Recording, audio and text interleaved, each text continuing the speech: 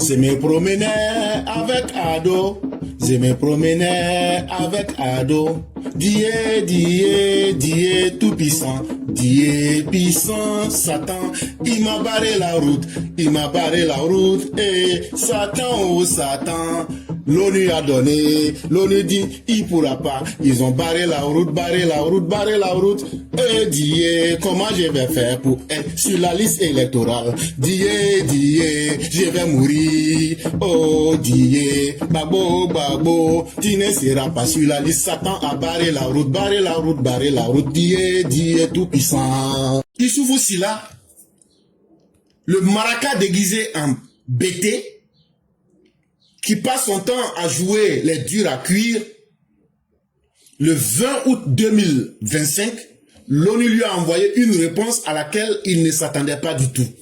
L'ONU lui a dit, frère, ton affaire là, faut laisser, c'est un mauvais commerce. Ce que nous on t'a dit là, c'est jusqu'à vers février 2026 là. Quand l'élection va finir là, l'élection va finir en octobre là, novembre, décembre, janvier, février, mars, février là, c'est 4 mois après, on a demandé à l'État de Côte d'Ivoire de nous donner des réponses. Ça veut dire ton affaire là, on s'en fout de ça. C'est pas toi qui disais que tu t'en fous de la communauté internationale. Aujourd'hui, tu as besoin de la communauté internationale. On va te faire lire. Le gouvernement ivoirien recadre Laurent Gbagbo et son recours à l'ONU. Et donc, après l'ONU et son verdict qui a été totalement en défaveur de Nini Boudoumé. Nini Boudoumé, ça veut dire celui qui est revenu du pays des morts. Ça veut dire qu'il y a odeur de cadavre derrière lui. Il y a odeur de la mort toujours derrière lui. Ce sont les avocats de l'État de Côte d'Ivoire qui sont revenus à la charge pour mettre Issoufou Sila, alias Laurent Gbagbo, de Caille à sa place. En 1983, tu allais rendre visite à tes parents à Caille, non? Ça fait quoi? Faut accepter. Le bras de fer juridique et politique entre Laurent Gbagbo et l'État de Côte d'Ivoire s'intensifie à l'approche de la présidentielle. Au lendemain de l'annonce faite par l'équipe de Laurent Gbagbo d'avoir saisi le Comité des droits de l'homme et des Nations Unies pour dénoncer des prétendues violations graves entre guillemets de ses droits civils et politiques, le gouvernement a réagi avec fermeté. Donc, il allait mentir aux gens de l'ONU là-bas. Je crois que c'était le 21 juillet 2025 que ses droits civils et politiques sont gravement violents en Côte d'Ivoire. Que lui demande à l'ONU de prendre des mesures temporaires pour bloquer ça. Pour que lui n'a qu'à être candidat et puis lui va maintenant venir faire élection. C'est ça, le 20 août 2025 là, l'ONU a rejeté tout ça. Ils ont mis ça à la poubelle. Et hier, jeudi 21 août 2025, dans un communiqué signé par Jean-Marc Fedida, l'avocat de l'État de Côte d'Ivoire, il a été rappelé à Laurent Gbagbo qu'il a été définitivement condamné le 29 octobre 2019 par le tribunal de grande instance d'Abidjan. Atteinte à la probité publique. Ça veut dire, Laurent Gbagbo, tu as été condamné le 29 octobre 2019 parce que tu es un voleur. Disons les choses simplement pour qu'on comprenne. Tu as été condamné pour vol. Tu es un voleur, braqueur. Cette condamnation, précise le document, a entraîné sa déchéance de ses droits civiques et politiques conformément au code électoral. Comme les gens du PPACI font semblant de ne pas savoir lire, alors que c'est eux qui sont les grands professeurs dans ce pays, les seuls et grands professeurs de ce pays-là, mais ils ne savent pas lire le code électoral. Laurent Gbagbo là même, lui-même il est quoi? Et puis quelqu'un va être contre lui pour gagner quoi? Pour prendre la maladie qui est dans son corps là. Toi, Laurent Gbagbo, là, quelqu'un va être contre toi là-haut. Pour prendre quoi dans toi? Il y a quoi de bon dans toi? On va se battre pour prendre, il y a quoi de bon dans toi? Si ce n'est pas maladie là. Donc, quand tu as posé un acte et que tu te comportes comme un bandit, tu subis la rigueur de la loi. Rien n'a été fait en contradiction des lois que nous nous sommes données. Si toi, tu préfères, en tant qu'un anarcho-syndicaliste, tu préfères vivre dans le désordre, et puis tu as été toi-même ton propre opposant quand tu étais au pouvoir, Et puis tu étais dans la luxure. Et tu étais licencieux dans le pouvoir. Nous autres là, nous sommes venus pour faire travailler les esprits. Et nous sommes venus pour mettre en loi ce que les Ivoiriens se sont donné comme règle. Donc là, tu agis comme un bandit. Tu seras jeté à la poubelle comme un bandit. Et en plus, ça veut faire de la politique. Mais on prend le code électoral pour te rappeler que quelqu'un qui s'est comporté comme un bandit, qui a des problèmes avec la justice, si tu es vraiment un garçon là, les 320 milliards là, faut mettre dans le panier, tu t'en vas déposer là où tu as volé. Là, on va savoir que tu es vraiment fâché. Tu as volé, tu n'as pas retenu l'argent des gens, et tu veux qu'on a qu'à te donner des droits, et tu cries partout. Bon, tu as crié là, tu dois aller mettre ton cul dehors. Parce que maintenant, l'ONU là, ce qu'ils ont mis, on va prendre pour présenter à tout le monde. Tu ne peux pas être candidat, tu ne seras pas candidat, tu ne seras pas à l'élection. Tout ce qui te reste là, c'est d'aller inviter tes parents de Caille à venir attaquer la Côte d'Ivoire avec les djihadistes. Et dans leur communiqué, les avocats de l'État de Côte d'Ivoire n'ont pas manqué de dire que cette requête, elle est aventureuse et mal fondée. Ça veut dire quoi? Ça veut dire que Laurent Gbagbo, pour des motifs manifestement inspirés par des considérations politiques, a instruit une requête le 21 juillet 2025 auprès du comité onusien sollicitant la suspension des effets de sa condamnation ainsi que de sa radiation de la liste électorale afin de recouvrer son droit d'être candidat. Donc, il s'en va là-bas, que c'est pour des raisons politiques que lui, les gens l'ont éliminé parce que lui, il est un grand politicien, lui, il est trop fort. Tu es un grand politicien, tu as fait quoi pour les Ivoiriens? Tu es un grand politicien, c'est pas toi qui as donné la mort à tes propres partisans en faisant des miliciens. Tu es un grand politicien et puis tu n'as pas le courage de dire la vérité à tes partisans. Tu t'en vas t'arrêter, je vais me battre contre 4e mandat. C'est ton programme de campagne et de gouvernement que je vais me battre contre 4e mandat. 4e mandat là, tu as vu ça où? En réalité, il n'a même pas le courage de dire la vérité à ses partisans. Il leur ment. Il ment à ses partisans.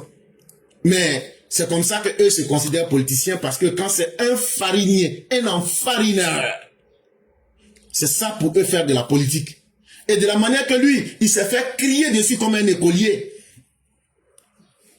par un ministre français. Même pas le chef de l'État français, par un ministre français. Il s'est fait crier dessus comme un écolier et ils lui ont tiré les oreilles là.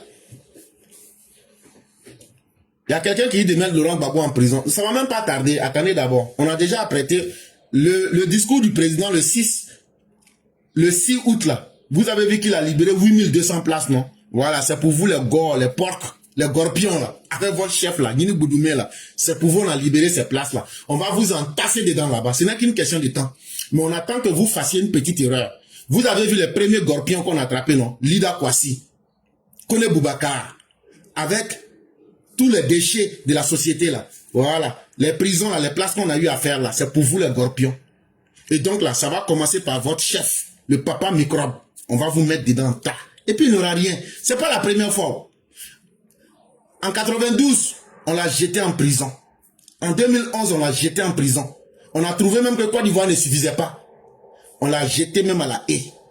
Mais en 2025 là, c'est Maka, il va manger. Votre babo là, c'est Maka, il va manger là-bas. Donc ne soyez même pas pressés. On a la force, on a la volonté et on le fera comme vous le demandez. Ce n'est qu'une question de temps. Mais on attend que lui-même il fasse une erreur et puis on va le jeter dedans. Donc ne vous inquiétez pas, ça sera chose faite. On vous fait une promesse. Donc le 21 juillet 2025, c'est cet tas de mensonges là qu'il a ligué sur un chiffon pour aller déposer ça là-bas. En pensant qu'il allait pouvoir rouler encore l'ONU dans la farine. Mais l'ONU se souvient très bien de qui Gbagbo est. L'ONU sait que Gbagbo est un individu infréquentable comme disait François Hollande. Et qu'est-ce qu'il demande dans la lettre là? Pitié de moi, demandez pardon à Ouattara. Moi je suis fort, mais j'ai peur de Ouattara. Demandez pardon à Ouattara. Comme il m'a condamné là, il n'a qu'à laisser, il n'a qu'à, pourquoi il m'a radié? Il pleurniche quoi. Il n'a qu'à me mettre mon nom sur la liste électorale. Demandez pardon à Ouattara. Il n'a qu'à accepter. Je vais être candidat. Toi, tu es fort comme ça et puis tu pleurniches. Moi, je pensais que tu allais prendre le sabre du roi Salomon pour venir couper la tête des Ivoiriens. Déjà, c'est un pleurnichard qui se cache. Lui qui n'est pas un impérialiste, lui qui est un souverainiste, c'est le chef des panafricains qui pleurnichent devant l'ONU, les impérialistes. Quelle honte! Quelle humiliation, quelle déchéance. C'est le chef des panafricanistes, le chef des Gor, de la Gorgola et des Gorpions. C'est lui qui s'en va. La nuit, il écrit une lettre et puis il se cache pour demander pardon aux impérialistes de venir demander pardon à Ouattara. Alors que Ouattara a peur de lui. Ouattara tremble comme ça quand il va Gbagbo. Hey! Donc dans quel monde vivez-vous? Comment tu peux avoir peur de quelqu'un, mais tu demandes en même temps à cette personne-là d'avoir pitié de toi? Il faut être vraiment avec un cerveau de porc pour comprendre cette logique. Mais la réponse du comité de l'ONU a été claire. Le 20 août 2025, la demande des mesures provisoires a été rejetée, faute d'éléments établissant une violation des droits de M. Laurent Gbagbo. Mais c'est comme vous dit là, la lettre est là, on l'a postée, tout le monde l'a vue. Maintenant, prenez-la et relisez-la devant tout le monde. Tout ce que Laurent Gbagbo a demandé là, ça a été rejeté. Et ils ont dit, il n'y a aucun droit de Laurent Gbagbo qui a été violé. Et donc là, eux sont d'accord avec ce que l'État de Côte d'Ivoire a fait. C'est ce que ça veut dire. Pour le gouvernement, cette décision marque l'échec d'une tentative d'instrumentalisation des instances internationales et prouve que la stratégie de Laurent Gbagbo visait à duper l'opinion publique sur la loyauté du processus électoral en cours. Laurent Gbagbo voulait, il pense que son mensonge là, que les gens ne le connaissent pas, mais il voulait essayer de tromper le monde entier. Ceux-là même que lui-même ne voulait pas voir hier, l'ONU. Il avait fait sortir des jeunes surexcités, des jeunes analphabètes endoctrinés contre les Nations Unies. Si Laurent Gbagbo avait un peu honte là, et puis ses partisans qui sont là, si vous aviez un peu honte là, c'était pas vers l'ONU qu'il fallait partir. Parce que vous-même là, regardez votre comportement par rapport à l'ONU il y a quelques années. Aujourd'hui, c'est vous qui partez vers des institutions internationales dirigées par des États impérialistes. C'est les impérialistes qui vont vous mettre au pouvoir pour que vous deveniez des panafricains.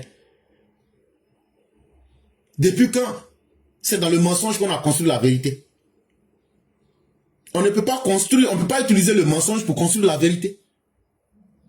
Mais depuis quand Laurent Gbagbo peut utiliser des institutions internationales que lui-même vomissait hier?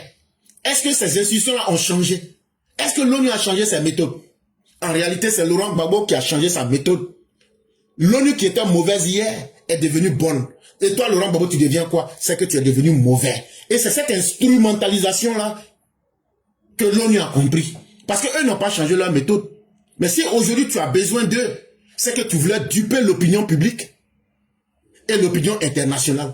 Et c'est pourquoi les gens ne t'ont pas accordé ce que tu voulais. Parce que tu es extrêmement malhonnête. Tout en réaffirmant son attachement aux conventions internationales ratifiées, le gouvernement ivoirien déplore que des décisions des organes de régulation internationaux soient ainsi dévoyées. C'est là maintenant le gouvernement leur dit que ne vous foutez pas quand même des institutions internationales. C'est pas de conneries commis par des bandits, des braqueurs comme Laurent Gbagbo. Vraiment, allez salir allez salir les institutions internationales et puis perdre le temps aux gens où on voit aujourd'hui que le monde est confronté à des dossiers sérieux. C'est vraiment une manière de se foutre de l'ONU et des institutions internationales. Et ça fait simplement honte. Cette réaction officielle intervient alors que la question de l'éligibilité de Laurent Gbagbo reste au cœur du débat politique national à moins de 2 mois des élections présidentielles. Là, je ne suis pas d'accord avec ce dernier paragraphe du journal L'Avenir.ci. La question de l'éligibilité de Gbagbo n'est pas au cœur du débat politique en Côte d'Ivoire. Ça, le journal L'Avenir, je ne suis pas d'accord avec ça. Ce n'est pas vrai. La question de l'éligibilité de Gbagbo a été épuisée. Le code électoral dit que quelqu'un qui est en porte-à-faux, en mal avec les lois, ne peut pas être candidat. Et Laurent Gbagbo se retrouve dans ce cas-là. Aujourd'hui, il n'y a aucun débat sur l'éligibilité ou bien la candidature de Laurent Gbagbo. Ça n'existe dans aucun débat. Il ne peut pas être candidat. Et nous lui avons montré des solutions. Soit les 320 milliards qu'il doit payer là, il met ça dans une calebasse, il vient déposer ça. Ou bien, il demande à Alassane Ouattara de lui accorder une amnistie. Mais avant de lui accorder cette amnistie-là, il va falloir donc que les crimes qu'il a commis là, qu'il écrive ça dans une lettre pour reconnaître ses crimes. Après ça, maintenant, on va lui donner une amnistie. Il y a une troisième solution. Il peut aller lever une rébellion, une armée de djihadistes pour venir attaquer la Côte d'Ivoire. Quand il va faire ça aussi, c'est aussi une solution. Et comme ça, là, il va pouvoir lui-même mettre son nom sur la liste électorale. Je me promenais avec Ado, je me promenais avec Ado. Dieu tout puissant, Dieu puissant, Satan, il m'a barré la route, et Satan, oh Satan, l'ONU a donné, l'ONU dit, il pourra pas, ils ont barré la route, Dieu, comment je vais faire pour être sur la liste électorale? Dieu, je vais mourir. Oh Dieu, babo, tu ne seras pas sur la liste. Satan a barré la route. Dieu tout puissant. Ça, c'est ma conclusion. Bravo, professeur. Moi, je suis un grand chanteur, hein. C'est vous qui me négligez. Mais un jour, là, je vais sortir dans votre dos. Vous allez voir, là, on m'a dit, il y a une grande maison américaine qui a fait ma production. C'est ce jour-là, vous allez savoir que Poulet peut devenir l'homme aussi. Bravo, professeur. Donc, la communauté internationale, il connaît l'ONU aujourd'hui. Il connaît. Il fait semblant. Il connaît. Mais quand ils ont mis marteau sur sa tête, là, il connaît l'ONU que tout le monde. Je vais me battre. Ouais, Dieu, je suis en train de mourir. Je vais mourir. Tu vas mourir. Non, c'est Blue. Non, c'est Blue, t'es mon gars, on est ensemble. Après, on va aller manger porc à Gabriel Gars. Faut pas t'inquiéter.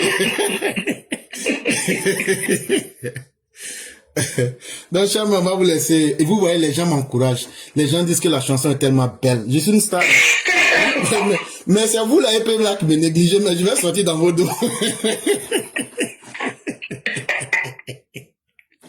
On est d'attendre, même si on a dit d'attendre février 2026 pour faire sortir ma chanson.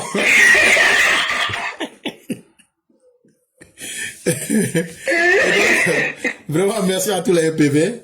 Et vraiment, merci infiniment de toute la conscience et du temps que nous passons ensemble pour édifier la conscience. Merci à chacun et que Dieu demeure en nous. Et cher, mais vous avez la conclusion. Merci, professeur. Merci. Que Dieu exauce toutes nos prières. Juma Moubarak à tous les musulmans. Bon vendredi à tous les chrétiens. Union de prière pour notre pays. Car seule la prière emmène où tu ne crois pas. Oui, prions pour notre pays. Et Inch'Allah, comme nous sommes dans la vérité, Dieu est avec nous. Et Inch'Allah, 2025, encore 2025, on va aller faire le coup KO du papa et on lui donne tranquillement que la paix nous avance. Que Dieu bénisse papa et tous ceux qui l'entourent, ainsi que tous les Ivoiriens épris de paix et de justice. Merci, professeur. Merci à vous et que la grâce de Dieu demeure en nous. Et excellente soirée à chacun et à chacune. Amen.